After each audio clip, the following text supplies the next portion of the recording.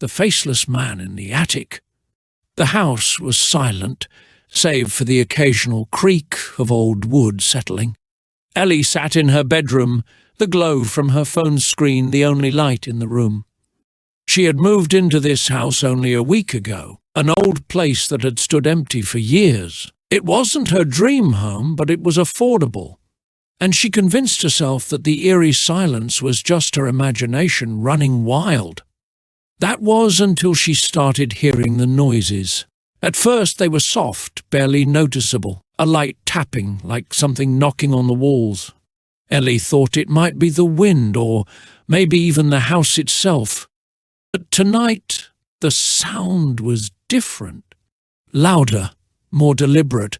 It was coming from the attic. Ellie's heart raced, but she tried to push the fear aside. It's just an old house, she told herself. She hadn't even been up to the attic yet.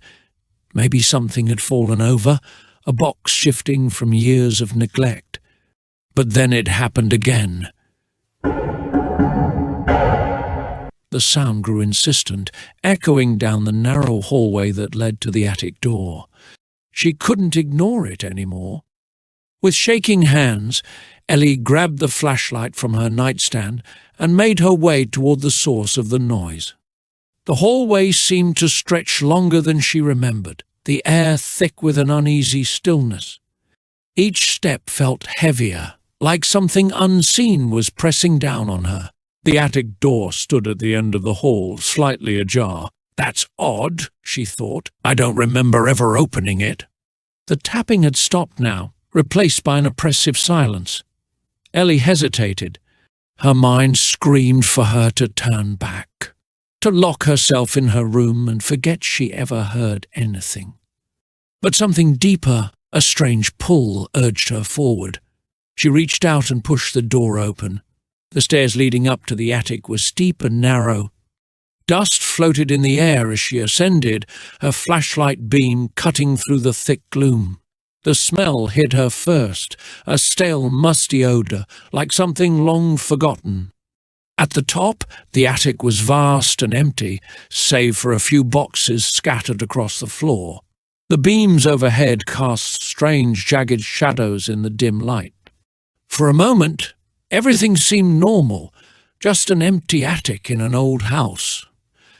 But then she saw it. In the far corner, where the light barely reached, something moved. A figure, crouched low, its body unnaturally still. Ellie's breath caught in her throat. It was human-shaped, but wrong. Too tall, limbs too long, and its head. There was no face. Ellie's pulse pounded in her ears. She wanted to scream, to run, but her body was frozen in place, locked in the gaze of this faceless figure. It didn't move, just stood there, watching her without eyes. Suddenly, the tapping sound returned, louder now, echoing all around her. But the figure never moved, never made a sound. It simply stood, a grotesque silhouette, waiting. And then it began to move, slowly, deliberately, its long arms stretching out toward her. Ellie's paralysis broke, and she stumbled backward, nearly falling down the stairs. The flashlight flickered as she scrambled, her breath coming in ragged gasps. She slammed the attic door shut behind her, heart racing as she locked it tight. But even through the thick wooden door she could hear it, the slow, deliberate tapping. It wasn't over.